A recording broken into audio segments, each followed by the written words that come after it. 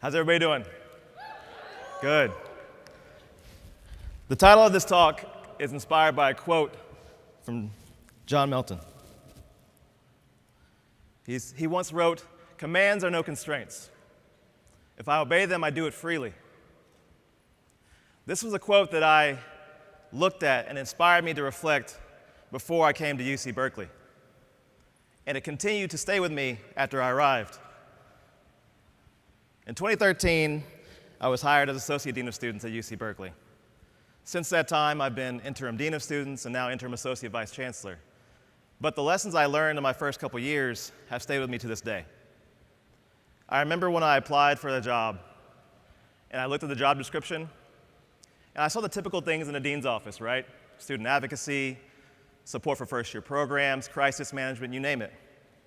But I remember part of the job description when it said, 10% of duties and responsibilities includes protest management. Yeah, some of y'all reacted the same way I just did, yeah. And so let me tell you and be clear that in my experience in student affairs, you don't really get taught protest management. If anything, you learn a little bit about protest management from a safety lens or a lens of risk management or legal risk, but you rarely get a sense of a student-centered approach to protest management, much less the idea of even incorporating dynamics of power and oppression in the work. And if there's faculty members in here, I hope you can include that as an elective course in your programs in the future, because that would be really helpful. So when I think about the idea of protest management, it really was something that impacted me a great deal.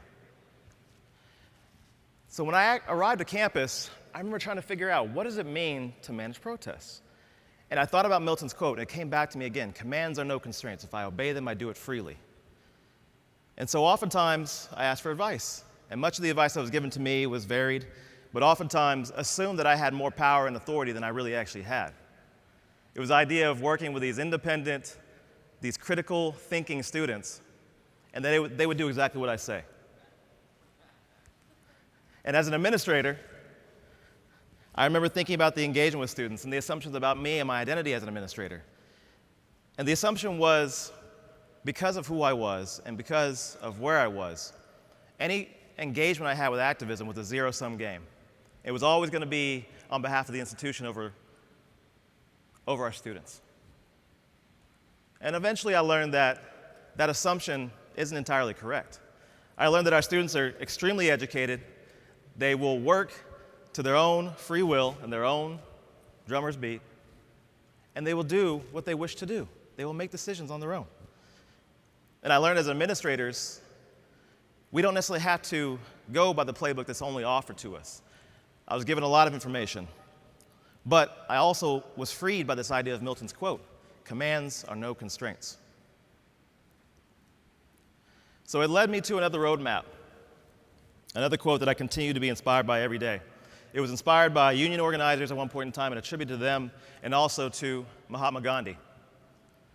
It states, first they ignore you, then they laugh at you, then they fight you, then you win. This quote, to me, captured the essence of civil disobedience and nonviolent protest. It captures the power and strategy behind it. And it became my roadmap and still remains with me. I was Interim Dean of Students when I encountered my first major protest.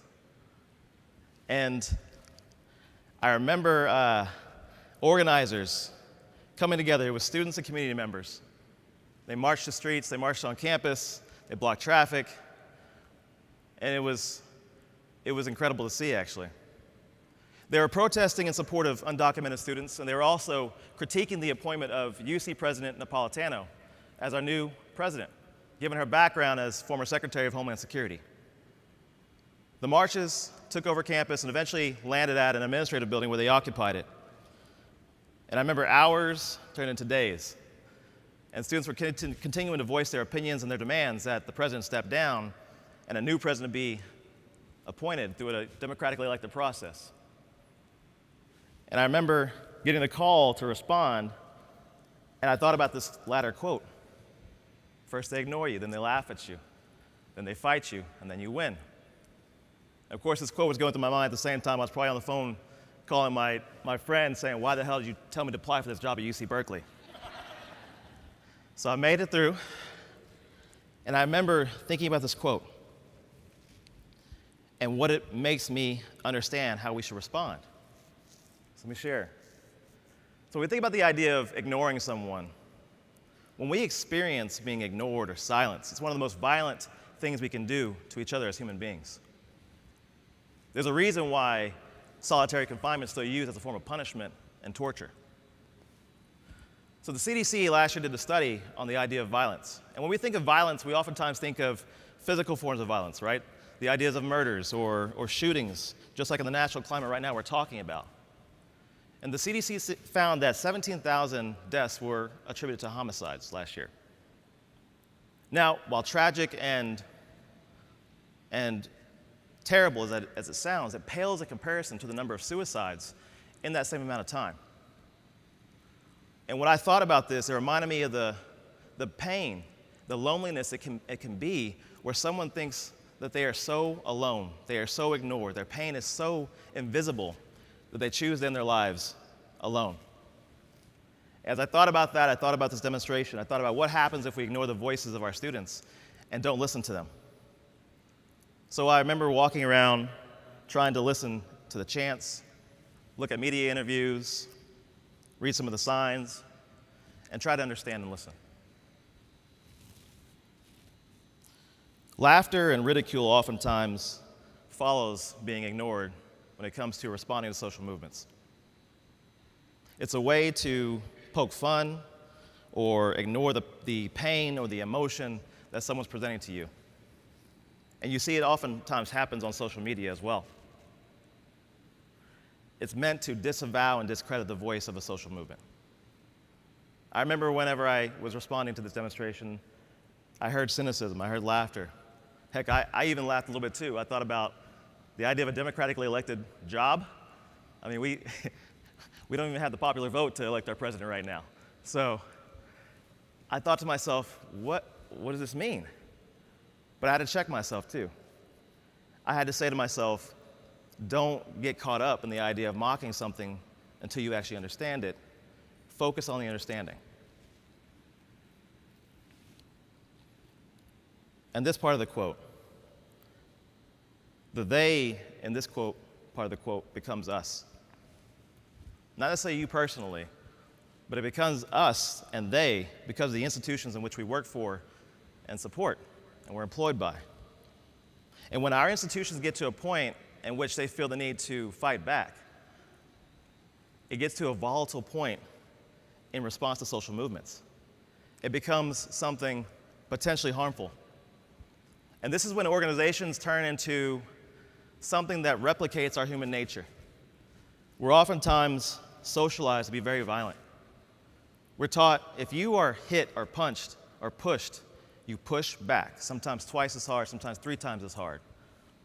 And this is a socialized violence in us that has to be unlearned when we talk about organizational response to activism. And this situation, it was no different. We had choices. We were at a crossroads. We could have made a decision to easily breach a building, arrest our students. But thankfully, there was great conversations with stakeholders who we all agreed, including our police, that any risk of harming our students was not the way to go.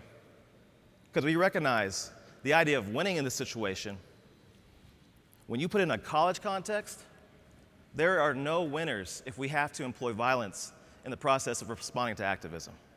There are no winners. So as a student affairs professional, I realized in those moments what my role was. It was to de-escalate situations that could potentially lead to violence or harm to any community members. And the other part of it was to figure out a way to bridge a connection between the administration, their voice, feeling unheard, to bridge that with our students, to connect our administration and our students. So instead of ignoring, I listened, and I encourage others to listen to the stories of our students who talked about their parents and families who were impacted by deportations and unknown futures, and our undocumented students who then and still now are at risk because of our national climate. Instead of laughing, I focused on empathy. And I asked to also empathize with our students and my colleagues. because cynicism pops up in different ways with your colleagues as well. And sometimes it happens because of our own fatigue, that we have to work on understanding, giving grace, encouraging them to listen, and also to employ self-care. And instead of laughing, I engage with our students. I ask questions to talk about their motivations and provide even feedback to them to say, what are you trying to accomplish? Is this working? Is this your goal? And when I sense the potential for violence, I remember reminding colleagues that the inequity of power between the institution and our students will never be equal. So us employing violence on our students will never, ever be a fair fight. And so once they hear that, they need to be reminded that the institution's response should be one of patience and restraint as an act of mercy.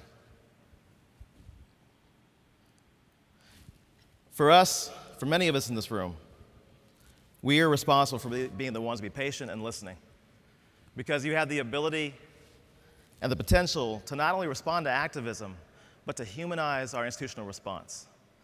We have that ability. Like I said earlier, I was never trained on protest management, but I understand conflict management. And when you look at the idea of social movements, at the very core of it is a major interpersonal conflict that can be addressed. As scary as it may be, and as difficult as it may be, it can and must be addressed at the risk of organizational justice. If you do so, all you have to do is center understanding, empathy, patience. And when you find yourself at a crossroads or challenged by this, I hope and I know that you're capable of acknowledging instead of ignoring or laughing. I know we are all capable of engaging and not fighting. This was my roadmap, and I hope it's a roadmap for you as well. Thank you so much for your time today, and have a great conference. Thank you.